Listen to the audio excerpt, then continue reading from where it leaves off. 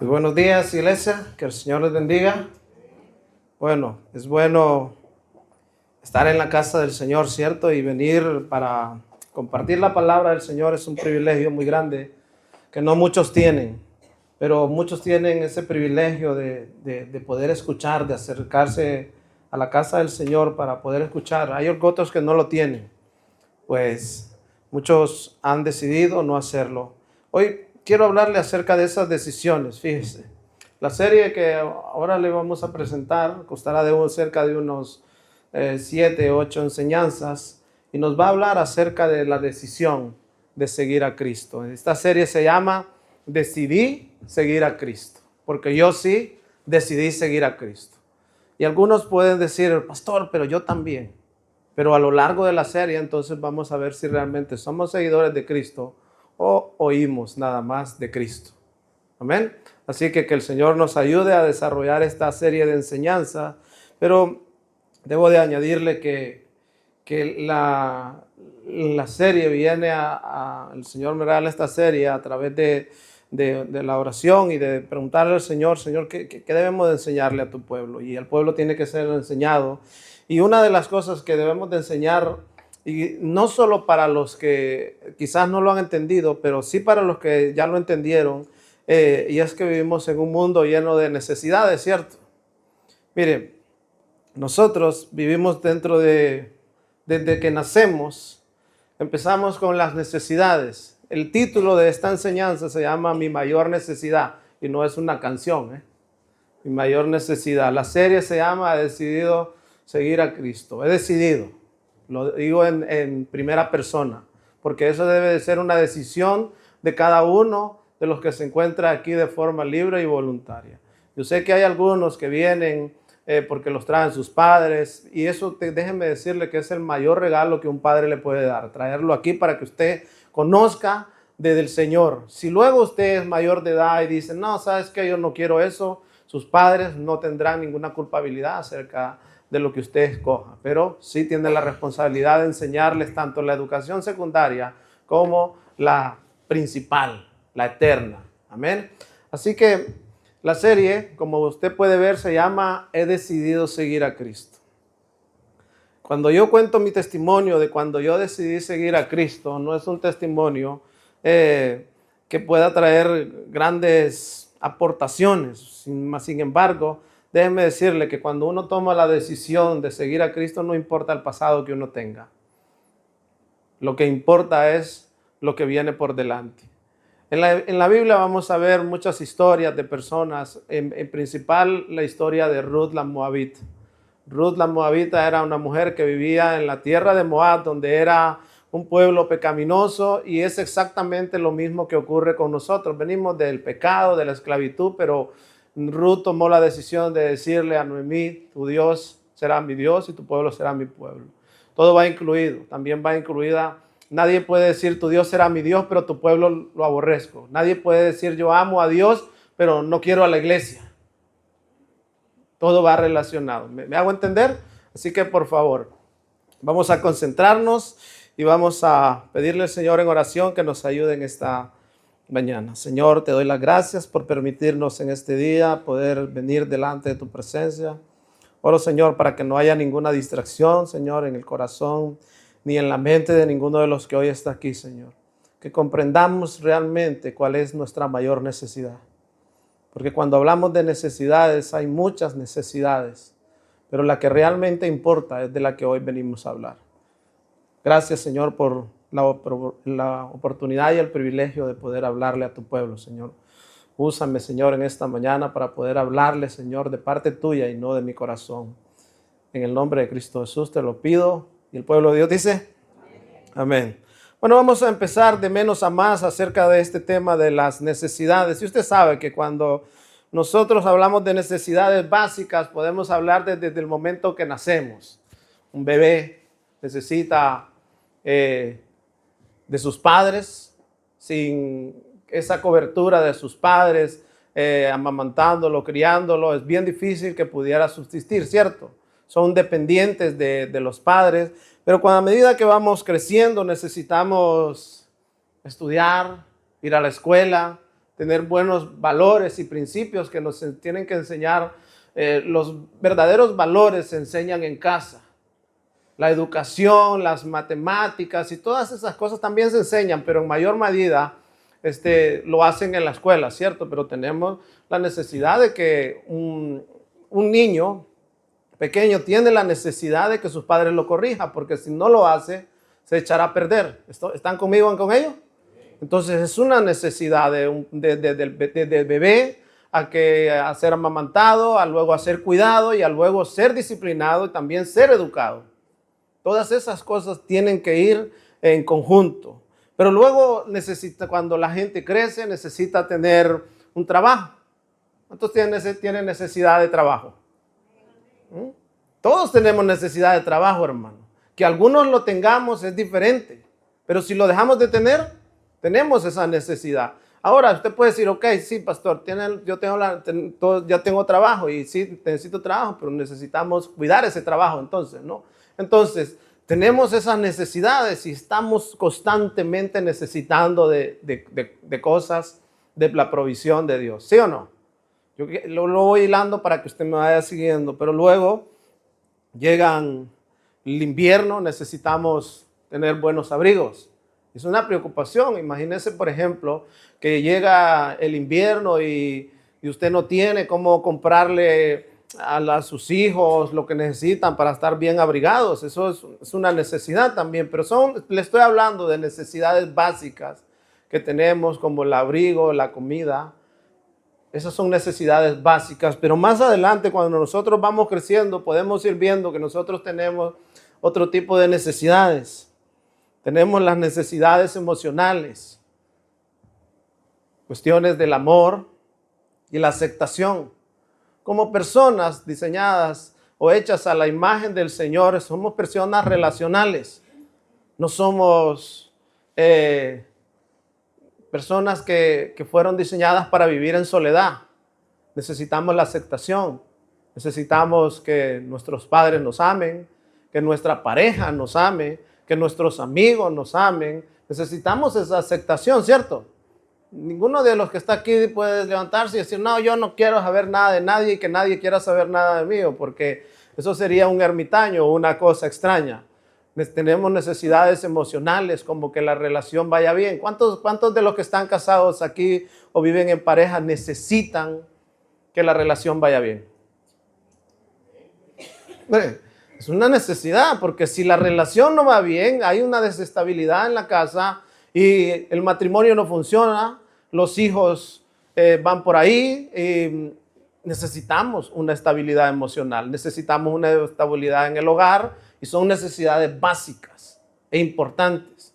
Necesitamos el apoyo de la familia, necesitamos en la iglesia el apoyo de los servidores. Esta semana tendremos la reunión de líderes y de servidores. En la iglesia también se necesita gente dispuesta a seguir a Cristo. Pero fíjese, cuando usted decidió seguir a Cristo, cuando yo decidí seguir a Cristo, sabía que había algo más que escuchar prédicas en mi casa, quizás ponerlas para ir a dormir. No, hay algo más. Si yo, como cristianos en la iglesia también, cuando venimos y somos nacidos de nuevo, tenemos la necesidad de la palabra del Señor, ¿cierto? De ser instruidos, de congregarnos, de conocer a los hermanos. Tenemos todas esas necesidades. Mire, ya le he hablado de las necesidades básicas, de las necesidades emocionales, pero ahora déjenme hablarle de lo que es más importante, porque yo creo que todo eso ya nosotros lo tenemos bien claro, pero a veces esas cosas las tenemos por hechas, pero debemos de darle gracias a Dios porque muchas de esas necesidades están suplidas. Muchos no tienen ningún problema en la economía, en lo básico están bien, tienen techo, tienen cobija, tienen trabajo. ¿Cuánto le dan gloria a Dios por eso? ¿No? Denle un fuerte aplauso al Señor porque Él ha suplido su necesidad. Gracias, Señor. Y yo sé que hay personas que quizás todavía no tienen esa estabilidad y están esperando la respuesta de parte del Señor. Así que debemos de orar por ellos porque también es necesario que la Biblia dice que tengamos en cuenta las necesidades de los demás. Pero déjenme hablarle de la necesidad más grande, la necesidad y es la necesidad espiritual. La necesidad espiritual es algo más grande que usted no se puede imaginar. Mire, hay un juego que algunos lo conocen como el juego de la ruleta rusa. ¿Cuántos de ustedes han oído hablar del juego de la ruleta rusa? Levanten así la mano. Ok, fíjense, para los que no han oído hablar del juego de la ruleta rusa, se supone que es un juego mortal en el que una persona se ponen a jugar con una pistola de tambor, le dan vuelta a esa pistola de tambor y la detonan. Y si sale la bala, pues hasta ahí nomás llegó el juego. Pero no saben lo que va a pasar. Y es necesario que nosotros entendamos esa pequeña metáfora porque nosotros no sabemos qué nos espera mañana. Nuestra vida es cuando no tenemos el entendimiento, no comprendemos que nuestra vida está jugando la ruleta rusa. Ninguno de nosotros podría afirmar, mañana me levantaré y haré esto, como dice Santiago. Ustedes digan si Dios quiere, porque no está en el poder de nosotros. Entonces, es necesario que si llega ese momento, tengamos cubierto esa necesidad más grande que la comida, que cualquier relación fraternal. Y es que nos encontramos, hermanos, en una situación bien difícil cuando no estamos en paz con Dios. Vamos a buscar en Romanos 3:23 y vamos a ver cuál es la condición de la mayor parte de este mundo. Yo espero que de los que están aquí eso haya cambiado, pero y si usted dice, yo ya lo sé eso, pastor, pero es necesario que tengas en cuenta que hay personas que te rodean que no lo saben. Y nosotros podríamos presentar un evangelio de, ven que el Señor te va a bendecir, el Señor va a hacer un milagro y hacer una pancarta de decir, aquí se hacen milagros. Pero el milagro que nosotros necesitamos es entender nuestra condición, que el Espíritu Santo y que nosotros mismos reflexionemos y entendamos la condición en la que nos encontramos, y es destituidos de la gloria de Dios. Mire, cuando vemos en Romanos dice, pues todos hemos pecado, nadie puede alcanzar la meta gloriosa y establecida por Dios. Ponme versión Reina Valera, por favor. Y vamos a ver lo que en esta otra versión nos aclara. Fíjese bien, dice, por cuanto todos pecaron, ¿están cómo? ¿Usted conoce el término destituido?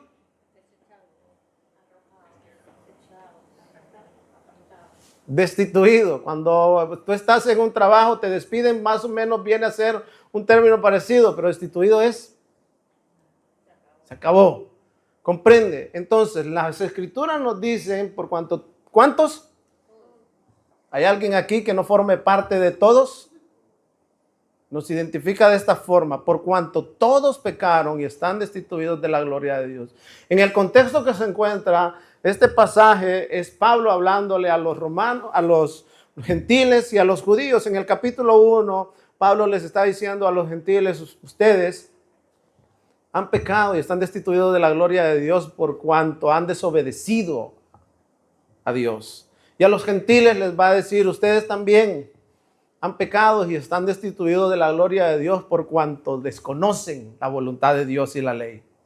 En resumen, Pablo les dice, ¿por cuanto qué? Todos pecaron y están destituidos de la gloria de Dios. Esa es la condición. Destituidos de la gloria de Dios, hermanos, no es una cosa fácil. Miren, quiero explicarle un poco este asunto de la destitución de la gloria de Dios. Mire, el pecado no solo son actos, también son actitudes, porque muchos de aquí pueden decir, no, ¿sabe qué? Yo no le ando haciendo nada a nadie, yo no le robo nada a nadie, pero es tu actitud con Dios la que forma parte de ese pecado. Si ustedes se fijan en la historia que voy a narrarles de Caín y Abel, podemos ver de que el pecado que se encuentra en Caín, ¿qué era? ¿De lo que hacía o de la actitud con lo que lo hacía? Entonces muchas veces nosotros podemos estar pensando de que nosotros estamos haciéndolo todo bien, pero tu actitud, la actitud de arrogancia que tenía Caín es la actitud del mundo hoy en día. Y déjenme decirle que sus padres cometieron el error de tener la actitud de desobedecer la palabra del Señor. Cuando nosotros vemos en Génesis 3, el Señor lo que hace es echar a Adán y Eva de su presencia, destituidos del lugar, del hogar que Él les había dado. Entonces, muchas veces nuestra actitud, mire, las consecuencias de la destitución, de que hayamos sido destituidos de la gloria de Dios fue porque, como lo dice la Escritura en Isaías 59:2, vamos a buscarlo rápidamente. Isaías 59:2, que estos son los textos que usted debe de memorizar para que un día, si se los quiere presentar a alguien o llevárselos usted para meditar sobre ellos, dice: vuestras iniquidades han hecho división entre vosotros y vuestro Dios. ¿Y qué más dice? Vuestros pecados han hecho ocultar de vosotros su rostro para no. Mire, el mundo piensa que el Señor está atento a todas sus oraciones. Las personas fallecen y dicen: no, el Señor lo tiene en su gloria. Escúcheme bien, el pecado ha hecho una división entre el hombre y Dios. Fíjese bien, léalo conmigo: pero vuestras iniquidades han hecho una división entre vosotros y vuestro Dios. Y vuestros pecados han hecho ocultar de vosotros su rostro. ¿Para qué? Hay un rompimiento. Esa es la condición. Y cuando nosotros no entendemos que esa rebelión en contra de Dios, Él dice: fuera de mi vista. Hay una barrera que nos impide. ¿Por qué? Porque Él es santo y Él demanda que nosotros seamos santos también. Pero para eso se necesita entender algo. Nosotros no podemos predicar un evangelio de obras. Debemos de predicar un evangelio que siente al acusado en el lugar que le corresponde y le diga: estás destituido de la gloria de Dios. Si no entiendes esa parte, es como una persona no va a tomarse un medicamento a no ser de que sepa que lo necesita porque está enfermo. Y muchos de nosotros conocemos que la medicina para aquellos que están enfermos, infectados por el pecado y la rebelión delante de Dios, es el evangelio. Pero ¿cómo le podemos presentar la solución a alguien que piensa que todo está bien? Mire, las Escrituras nos enseñan con muchísima claridad. Vamos a ir a ver uno de esos ejemplos a los cuales le mencionaba. Y nos encontramos en Génesis 3. Génesis 3, capítulo 22. Hay un castigo por el pecado. No piense nadie que porque Dios es bueno va a dejar sin castigo al que es culpable. Es imposible, va en contra de su naturaleza justa. No dejará sin castigo al culpable. Luego el Señor Dios dijo: miren, los seres humanos se han vuelto como nosotros, con conocimiento del bien y el mal. ¿Hay alguien aquí que no sepa entre lo bueno y lo malo? Cuando dice la palabra del Señor, dice los haré, que estamos hechos a su imagen y semejanza, es porque tenemos el conocimiento y muchos atributos que Dios tiene. La racionalidad. Somos diferentes a las mascotitas. Entonces, fíjese bien, dice: los seres humanos se han vuelto como nosotros, con conocimiento del bien y el mal. ¿Y qué ocurrirá si toman del fruto del árbol de la vida y comen? Entonces vivirán para siempre. Mire, el hecho de que el Señor haya echado de ese lugar a Adán y Eva fue un acto de misericordia. Usted imagínese por un momento viviendo en estos cuerpos mortales para siempre. ¿Sí me hago entender? Ahí, con dolores de cabeza, con dolores aquí, con esto, con lo otro, para siempre. Encerrados en una cárcel para siempre. ¿Cree usted que no es un acto de misericordia el que el Señor diga: no, han roto la comunión conmigo, pero no los dejaré ahí, en ese estado de condenación? Pero no, ese es el punto, no vamos a entrar ahí. Entonces vivirán para siempre. Continúa. Dice: así que el Señor Dios, ¿qué dice? Los destituyó, los expulsó. El Señor Dios los expulsó del jardín del Edén y envió a Adán a cultivar la tierra, de la cual lo había formado. Capítulo 24. Vuelve a repetir esta parte. ¿Qué dice? ¿Después de qué? De expulsarlos nuevamente.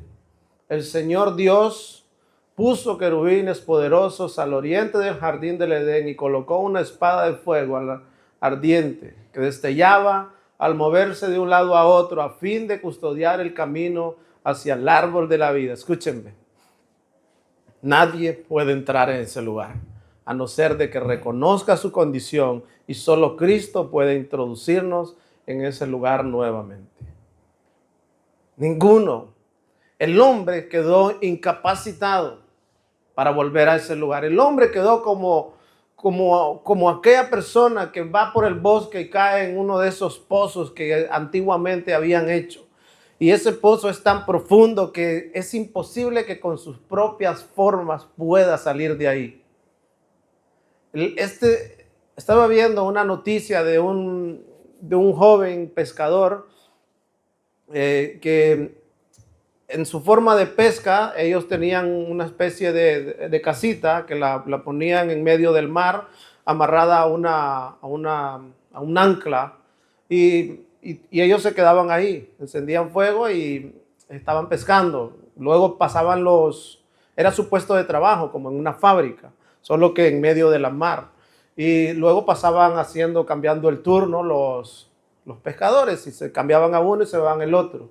Y recogían la cosecha de pescado o la pesca, ¿no? Y entonces llegó un momento en que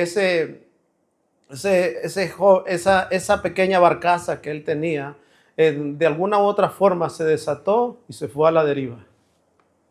Pasó 49 días en alta mar hasta que fue rescatado milagrosamente, sobrevivió. Era imposible de que él pudiera volver por sus propios medios. Ese lugar de trabajo estaba preparado nada más para estar estacionado, nunca para navegar.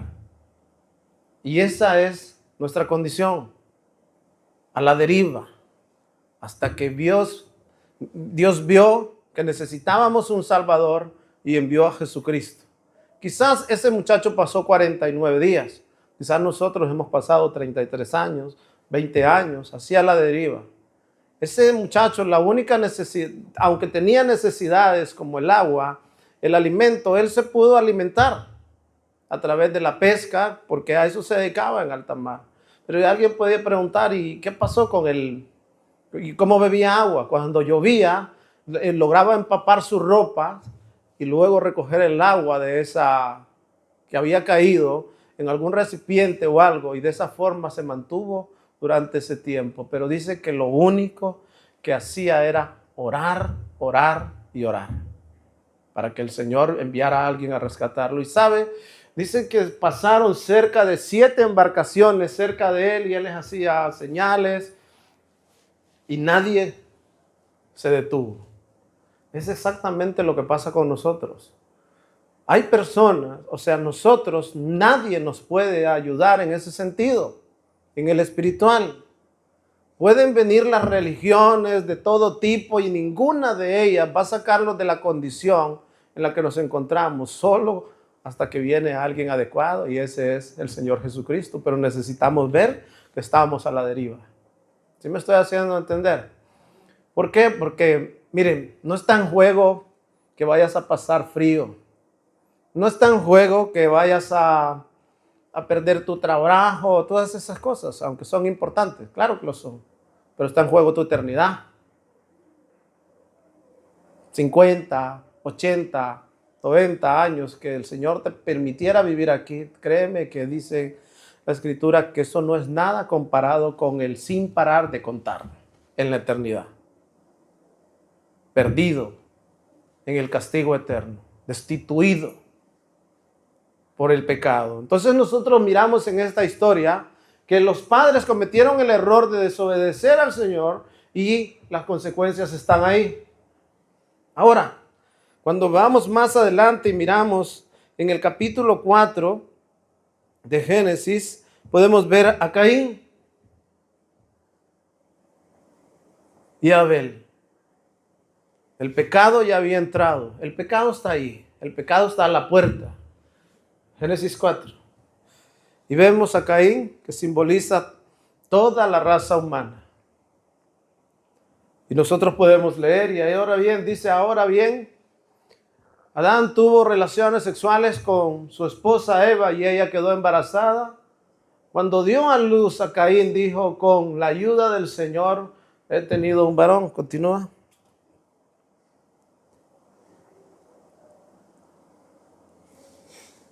Tiempo después dio a luz a su hermano, al hermano de Caín, y le puso por nombre Abel. Cuando crecieron, Abel se hizo pastor de ovejas, mientras que Caín se dedicó a cultivar la tierra. Al llegar el tiempo de la cosecha, Caín presentó algunos de sus cultivos como ofrenda para el Señor.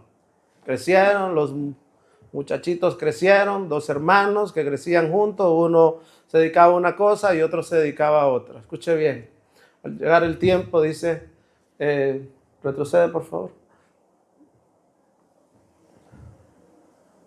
El versículo 3. Al llegar el tiempo de la cosecha, Caín presentó algunos de sus cultivos como ofrenda para el Señor. Abel también presentó una ofrenda, las mejores partes de algunas de sus corderos, que eran primeras crías del rebaño, y el Señor aceptó a Abel y a su ofrenda. Continúa. Pero no aceptó a Caín ni a su ofrenda. Esto hizo que Caín se enojara mucho y se veía, ¿cómo? Decaído.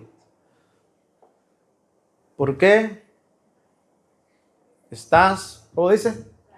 ¿Por qué estás tan enojado? Preguntó el Señor a Caín. ¿Por qué te ves tan decaído? Y esa es la pregunta que el Señor hace hoy a la humanidad. ¿Por qué están tan enojados? ¿Por qué están tan decaídos? Fíjese bien, continuemos. Serás aceptado si haces lo correcto. Es normal, ¿cierto? Si hacemos lo correcto, seremos aceptados por nuestros padres, por la sociedad, por el colegio, por nuestros jefes. Si hacemos lo correcto, seremos aceptados. Pero si no, fíjese, si haces lo correcto, serás aceptado. Entonces, ten cuidado. El pecado está al acecho. Fíjese que en esta versión dice, está al acecho, está escondido, preparado para ir a por ti. Fíjese bien, ten cuidado, el pecado está a la puerta, al acecho. ¿Cómo está? No, después de al acecho, ¿qué dice? Ansioso, ¿por qué? Por controlarte, pero tú debes dominarlo y ser su amo. El Señor le dice, ten cuidado, esas actitudes no son buenas. No, o sea, lo que yo quiero que entendamos el día de hoy es de que el Señor le está diciendo a Caín, mira cuáles son tus actitudes, cómo te estás conduciendo tu vida, cómo crees que te vas a acercar a la presencia del Señor. No es a nuestra manera, es a la manera de ¿quién? ¿Cómo debemos de hacerlo? De lo contrario, nosotros haremos un vallado, un muro ahí de rebeldía, y eso impedirá la comunión con Dios. Miren, está al acecho. Debes controlarlo. Siguiente versículo dice, cierto día Caín dijo a su hermano, salgamos al campo. Mientras estaban en el campo, Caín atacó a su hermano Abel y lo mató. Sí. Luego el Señor le preguntó a Caín, ¿dónde está tu hermano? ¿Dónde está Abel? No lo sé, contestó Caín, ¿acaso soy guardián de mi hermano? Pero el Señor le dijo, ¿qué has hecho? Escucha, la sangre de tu hermano clama a mí desde la tierra. Ahora eres maldito y serás, ¿cómo? ¿A qué le recuerda esa palabra? Destituido, echado fuera de la comunión. Fíjese bien, ahora serás expulsado de la tierra que se ha tragado la sangre de tu hermano. Continúa. Y dice, la tierra ya no te dará buenas cosechas por mucho que la trabajes. De ahora en adelante serás un vagabundo sin hogar sobre la tierra. Siguiente. Caín respondió al Señor. Esta es la necesidad que nosotros debemos de entender. Fíjense bien. Caín respondió al Señor: mi castigo es demasiado grande para soportarlo. Me has, ¿qué? Expulsado de la tierra. No, ¿de dónde lo estaba expulsando? No lo está expulsando del Edén, porque ellos ya están fuera. Los está expulsando del lugar donde Dios todavía los visitaba, a pesar de. Porque si algo hace el Señor es que es misericordioso. ¿Cuántos lo creen? Y aún a pesar de que los padres de él, la rebeldía de ellos, habían roto la comunión con el Señor, Él los echó del lugar de privilegio y los manda a una tierra donde tienen que trabajar duro, pero más sin embargo no se olvida de ellos. Cuando Caín comete el error o cuando Dios ve la actitud que tiene con cómo se presenta, cómo quiere presentarse delante de él va y le dice: no, esto no lo acepto. Y a veces no aceptamos, hermanos, que el Señor nos diga eso, no. Mire, de verdad le digo con todo mi corazón, hay muchas malas prácticas dentro de algunos lugares de culto. Y hay personas que han aprendido mal. Pero debemos corregir. Porque ¿sabe qué? Dios no acepta que te acerques como a ti te dé la gana. Dios no te puedes acercar de manera irreverente. Debes hacerlo de la forma que está establecido en las Escrituras. ¿Me estoy haciendo entender? Así que, hermanos, ánimo. Denle un fuerte aplauso al Señor porque aún, escúcheme bien, aún a pesar de nuestra condición, Él sigue buscándonos. ¿Qué hace cuando Adán pecó? Lo fue a buscar. ¿Qué hizo cuando Caín estaba teniendo actitudes malas? Lo fue a buscar. Y le dijo: espérate, no dejes que eso pase, porque te vas a encontrar en una grave condición después, con una gran necesidad. Y es la necesidad de restablecer la comunión con Dios. Entonces nosotros podemos ver: me has expulsado de la tierra y ¿de qué? Tu presencia. Esa va a ser como dice la Escritura, el llanto y el crujir de dientes. Expulsados de la ciudad celestial para siempre, pero no solo eso, expulsados de su presencia y de los beneficios que eso conlleva. Entonces, en general, Caín representa a todos aquellos que un día serán expulsados y llevarán una marca, y es esa marca de errantes, de castigo. Hermanos, yo creo que es importante que nosotros lo comprendamos. Me has expulsado de la tierra y de tu presencia, me has hecho un vagabundo sin hogar, cualquiera que me encontrare me matará. La preocupación de Caín era: se acabó para mí. ¿Sí se da cuenta? Y mire, ¿a quién representa Caín? Al pecador que no se arrepiente. Caín simboliza a toda persona que ante las advertencias y la corrección de Dios elige no arrepentirse. En lugar de eso se aferra al pecado y a la rebeldía. Su enojo, el orgullo, la negación, la responsabilidad. Y la pregunta es: ¿soy yo acaso así? Esa es la reflexión que debemos de hacer nosotros. Cuando somos corregidos, ¿cómo actuamos? Como Caín, con orgullo, con enojo, y arremetemos contra el hermano. Eso representa al que no se arrepiente, su enojo, su orgullo. Le dice: mire, esto refleja claramente a quien rechaza la culpa y las consecuencias de su pecado. Por eso es muy importante que lo entendamos. Y también, ¿a quién más representa? A quien permite que el pecado lo domine. Si usted lo ve, el Señor le dice: el pecado está ahí. Está al acecho. Si tú no te paras firme, Él te controlará. Pero tú puedes hacer algo. No hay ninguno de los que estemos aquí que no podamos hacer algo. Empezando por reconocer nuestra condición delante de Dios. No hay ninguno de los que estemos aquí que no podamos hacer algo y reconocer que en ocasiones somos orgullosos y no queremos actuar como Dios quiere que actuemos. Pero la palabra es clara y dice, si escuchas la voz de Dios hoy, ¿qué vas a hacer? ¿Lo mismo que Caín? ¿O actuarás como Abel? Dirás, voy a ser mejor y voy a preparar lo mejor para el Señor. ¿Qué es lo que quiere Dios de ti? Un corazón constricto y humillado no rechaza al Señor.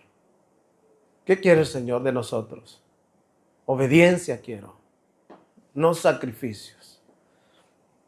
Entonces, fíjese bien, representa aquel que permite que el pecado lo domine. Dios advierte que el pecado está a la puerta y te codicia, pero Caín decidió ser dominado antes que dominar.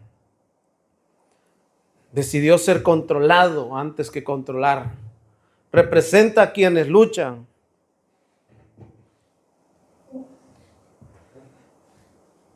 Caín representa a aquellos que no luchan contra el pecado, sino que se dejan dominar. Yo espero que los que están aquí, hermanos, sean personas que no son perfectas. Los que nos ven a través de las redes sociales tampoco. Pero luchan constantemente con esos pensamientos, con esas formas de vivir. Mire, Caín también representa la humanidad caída, alejada de Dios. Caín también puede ser visto como el símbolo de la humanidad caída, que tras el pecado original está separada de la presencia de Dios y su bendición. Su destierro y vagar representan la vida sin dirección ni seguridad que resulta de vivir apartado de Dios. ¿Quiere que se lo repita? Caín representa la humanidad sin dirección. Como dice, me has echado como un vagabundo sin hogar, cualquiera que me encuentre sin dirección y sin protección de parte de Dios. Caín representa esa humanidad. También Caín representa a aquel que hiere y daña al prójimo. Su pecado fue matar a su hermano, lo cual habla de la ruptura de las relaciones humanas a causa del pecado. Caín representa a quienes dañan a otros con acciones faltando al amor y al cuidado que Dios demanda. Entonces nosotros podemos ser ese tipo de Caín, hermano. El que no se arrepiente, el que no acepta su condición, el que deja que el pecado lo domine y, ok, está bien, yo no tengo ninguna necesidad de un Salvador, estoy bien ahí en mi barquita, tengo mi pescadito y cuando llueve todo bien y aquí me quiero morir, simbólicamente hablando del pescador. Caín representa aquel que a mí no me digas nada. Yo soy así, yo no voy a cambiar. Caín representa aquel que no le importa nada, ni su familia, ni los que lo rodean. Cuando puede, traiciona. Es aquel, si usted se da cuenta, le dijo a su hermano, vamos. Abel era un tipo tranquilo y él le dijo, vamos, te quiero enseñar algo. Y acabó con él. Entonces es importante que nosotros reconozcamos cuál es nuestra condición. Si tenemos la necesidad, si estamos viendo que nuestra mayor necesidad es cambiar esa forma de vivir. Porque como le digo, en cada día que vivimos sin la plena seguridad de que al día siguiente estaremos en pie. Pero ¿sabe qué? Eso no importa para aquellos que confían en el Señor. ¿Cuántos confían en el Señor? Porque Pablo dijo, sea que viva o que muera, para mí es ganancia aún si me muero. Pero ¿y si no? ¿Y si estás en la condición de Caín? Eso no será ganancia. Eso será un castigo eterno. Y esa debe ser la preocupación que debemos de tener. Si tú dices, pastor, gloria a Dios, que yo eso lo entendí hace unos cuantos años. Yo le diré, gloria a Dios, hermano. Qué bueno. Ahora, ¿qué está haciendo? ¿Qué está haciendo con esa información? ¿Le estás advirtiendo a las personas que quizás conoces acerca de esa condición? Mire, no estamos para perder el tiempo. No estamos para perder el tiempo. Mire, si sonara la trompeta dentro de 5 minutos, qué hermoso sería que de repente estamos todos allá, ¿verdad? En el cielo. Y empezamos a ver, no faltó ni uno. Todos, ¿por qué? Porque reconocieron su condición, su necesidad de un Salvador. Y no es que tienes que pagar, esto no se trata de dinero, se trata de un acto del corazón y un acto que solo Dios puede hacer. Cuando recogieron a ese hombre que estaba en esa pequeña embarcación de pescador, ¿usted qué cree? Que pasó un barco grande japonés y lo recogieron. ¿Usted cree que le cobraron por recogerlo de ahí? No, lo mismo pasa con el Señor. Cada vez que un pecador se arrepiente, hay fiesta en los cielos. Pero no podemos arrepentir, no podemos. ¿Quién se toma una pastilla para el dolor, para la fiebre cuando no la tiene? Nadie, ¿cierto? Entonces necesitamos saber que necesitamos la medicina. Necesitamos ver nuestra condición. Y nuestra condición se puede ver a través de las Escrituras con nuestro actuar. ¿Cómo es usted? ¿Se parece un poco a Caín o a Abel? ¿Es usted el que aparta de lo mejor para el Señor? Su mejor tiempo en la mañana, su mayor adoración, su provisión. ¿Y eso usted tiene esas condiciones de Abel? Que no hay maldad para hacerle daño al otro. ¿O esos somos igual que parecidísimos a Caín? De cierta forma tenemos esos rasgos de la naturaleza caída. La palabra del Señor dice en el Salmo que en pecado me concibió mi madre. Y eso quiere decir es que vivimos en un mundo de pecado. Nuestra influencia más grande es la gente pecadora.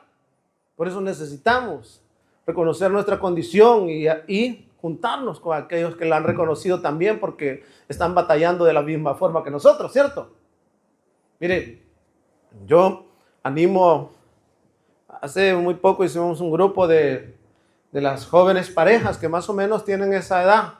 Yo los animo a que hagan comunión, a fortalecer esas relaciones, a que hagan amigos. ¿Saben por qué? Porque necesitamos tener un equilibrio entre la vida cristiana, la devoción y juntarnos con personas que nos ayuden, no que tiren de nosotros. Necesitamos Abeles en nuestra vida, no a Caínes. ¿Sí me estoy haciendo entender, iglesia? Entonces, nuestra mayor necesidad no es el trabajo. La mayor necesidad no es la comida, no es el techo ni la bebida. Nuestra mayor necesidad es estar a cuentas con Dios, porque si pase lo que pase, si va a pasar algo fuerte, no importa, porque nosotros vamos a estar mejor. La misión de la iglesia es enseñar, del pastor es enseñarle a la gente de que hay un peligro inminente. Hay un peligro inminente y puede arrasar contigo. Mire, será muy triste, iglesia. Será muy triste si llegara el momento en el que alguien tuviera que partir y lo que pudiéramos decir de esa persona es: ¿cuántas veces se le predicó el evangelio y ahí como Caín, agarrado a su pecado, a su duro corazón? ¿Cuántas veces? Y decir, no, pero era un hombre, una mujer de Dios. Se humilló delante del Señor. Mire, el pueblo de Israel en el desierto pecó y fue castigado. El Señor no tendrá por inocente al culpable. Eran su pueblo, ¿cierto o no? Lo sacó de ahí. Pero más sin embargo se rebelaron contra él y 40 años sin dirección. No, hermano, si ya vivió, ¿cuántos años tiene? No sé cuántos años tiene usted. Pero los años que ya haya vivido sin dirección, dando tumbos por aquí, por allá, ¿han valido la pena? ¿O es mejor tener la dirección de Dios? Y que valga la pena. 40 años sin dirección, todos perecieron allá en el desierto. Pero más sin embargo, Saúl también fue un hombre que fue escogido por el Señor, fue ungido como rey. Y se le dio un lugar de privilegio. Y muchos de los que están aquí han sido ungidos por el Señor y se les ha dado un lugar de privilegio. Pero a causa de la rebeldía de Saúl, de no hacer caso a la palabra del Señor y a no reconocer de que el Señor tiene más conocimiento que nosotros, él dijo, no, yo lo voy a hacer a mi manera. Y es que no es a tu manera. El Señor le mandó a decir, ya estás destituido del cargo que te di. He escogido a otro para que gobierne en tu lugar. Destituido. Sin embargo, aunque vemos que el Señor escoge a David para que sea el siguiente gobernante, podemos ver de que David también peca delante del Señor. Pero ¿sabe qué? Vino el Señor y le habló por sus profetas y le dijo, Natán, eres un asesino y has hecho lo malo delante del Señor. Y entonces nace aquel salmo maravilloso que dice, renueva en mí, oh Señor, un nuevo corazón. No te apartes de mí. Vemos las actitudes, hermano. ¿Qué hizo David? Saúl, ¿qué hizo? Saúl dijo, no, es que el pueblo, es que el otro. Y pasa muchas veces con muchas personas que, no, es que mi mujer, es que mi hermano, es que mi mamá, que aquel, que el otro, y no. El Señor pide cuentas directamente. Y el Señor le dijo a Saúl, no, déjate de excusas. Has hecho lo malo delante del Señor, destituido como rey. Pero más sin embargo, volvemos a la historia de David y el Señor le dice, has hecho lo malo, ¿qué vas a hacer? ¿Caes de rodillas o sigues con tu necio corazón? Salmo 51, vamos a leerlo.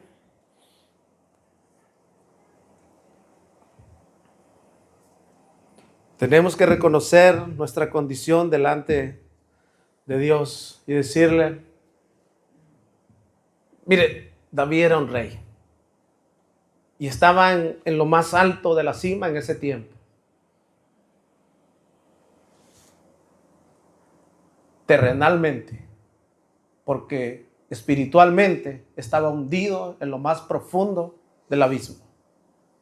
Mas sin embargo, el Señor decidió rescatarlo. Pero es tu actitud la que va a demarcar hacia dónde vas. ¿Sí o no?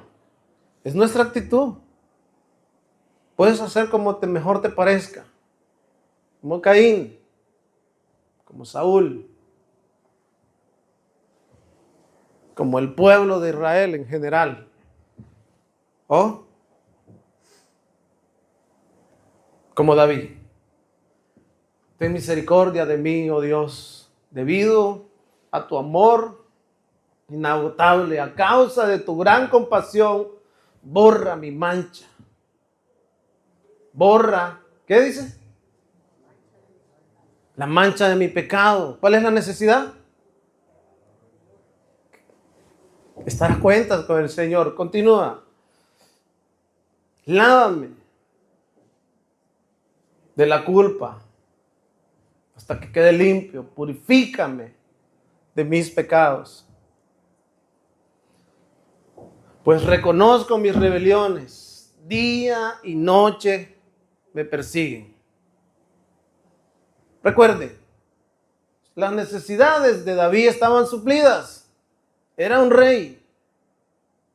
Tenía todo lo que su corazón podía desear. Pero más sin embargo, espiritualmente estaba mal. Y nosotros podemos reconocer nuestra condición. Y si ya la reconocimos, gloria a Dios. Pero entonces veamos que los que están a nuestro alrededor, y no estoy hablando del que tiene a su lado, a los que nos rodean en el mundo, esa es la condición que están. Llenos de mancha, de pecado, su condición es deteriorada. Pues mi corazón, mis rebeliones, pero dice, pues reconozco mis rebeliones día y noche, ¿cómo? Me persiguen. Contra ti, y solo contra ti he pecado. ¿Qué diferencia David de Caín? Miren, esto que le voy a decir es algo que a veces muchos no lo entendemos, pero cuando nosotros vemos la biografía de David en cuanto a las cosas que hizo, fue mucho más terrible que Saúl. Si no, estúdialo un poco. Fue terrible, fue un muchacho terrible, pero ¿sabe qué? Esa es la diferencia. Y la diferencia entre nosotros está ahí. Y es que por muchas cosas malas que tú hayas hecho, por muchas cosas malas que yo haya hecho, dicho desde que tienes uso de razón hasta ayer mismo o quizás hasta esta mañana, por muchas de esas cosas malas que hayas hecho, si tienes la actitud que tuvo David de reconocer que has actuado mal, las cosas pueden cambiar. Pero si tú reconoces, y a veces la voz de Dios nos habla y nos dice, y a veces creo que son cosas que se me estoy viendo, y nos hacemos Caín dijo, ¿qué caso yo? Sí soy loco, no, ya no es responsabilidad mía. Fíjate, contra ti y solo contra ti he pecado, he hecho lo que es malo ante tus ojos. Quedará demostrado que tienes razón en lo que dices y que tu juicio contra mí es justo. Dios no tendrá por inocente al culpable ni culpará al inocente sin culpa, hermanos. Eso solo lo hizo con Cristo porque estaba pagando nuestras rebeliones. Pues soy pecador de nacimiento, así desde el momento en que me concibió a mi madre. No quiere decir, escúcheme bien, que nosotros ya venimos ahí de que un bebé nace y si se muere, no. Está hablando de que él nació en un mundo de maldad y había sido dominado por ese mundo de maldad. ¿Me hago entender? Los niños son inocentes, son bebés que están en la presencia del Señor, aquellos que han partido antes. Fíjese bien, continúa y dice, pero tú deseas, léalo conmigo, honradez, desde el vientre, aún ahí, me enseña sabiduría. ¿Qué más? Purifícame. David reconoció su mayor necesidad. David lo tenía todo. Y quizás nosotros, algunos de los que están aquí o en las redes sociales, también reconocen que lo tienen todo. Tienen familia, tienen hogar, pero muchas veces no reconocemos nuestras rebeliones delante de Dios. Y esa es la mayor necesidad, que si no es suplida, nos llevará al fracaso. Y debemos de entenderlo. Purifícame de mis pecados y quedaré limpio. Lávame y quedaré más blanco. ¿Qué dice? Sin culpa, quiere decir. Podrá ir con la conciencia tranquila, dormir en paz y estar como Pablo, relajado, diciendo, para mí el vivir es Cristo y el morir es ganancia, hermano. Que si llega un dictamen o pasa algo, ¿sabe qué es? La gente, sus hermanos, lo que lo conoce, digan, no, si ese hombre está mejor, ese hombre o esa mujer está muchísimo mejor que nosotros, ya está descansando en la presencia del Señor. O como aquellos que dicen, no, ese varón no quiso, hermano. No quiso. ¿Cuántas veces, dice el Señor, quise juntar como la gallina? ¿Cuántas veces el Señor no nos habla? Y no queremos reconocer nuestra condición. Quedar limpio como la nieve. Devuélveme la alegría. Deja que me goce ahora que me has quebrantado. Devuélveme la alegría. Miren, nuestro gozo no depende de las cosas materiales. Porque si fuese así, toda esa gente que tiene plata sería feliz, pero usted sabe que eso no es así. Hay muchos infelices por ahí. De hecho, fíjese que aquí en España hay una gran cantidad de personas que año a año se quitan la vida de manera silenciosa. desesperados, llenos de culpa, buscan una salida al lugar donde no debería de ser. El único que nos puede poner en esa correcta relación con el Señor es Jesucristo. ¿Usted lo cree? Yo quiero invitarlo a que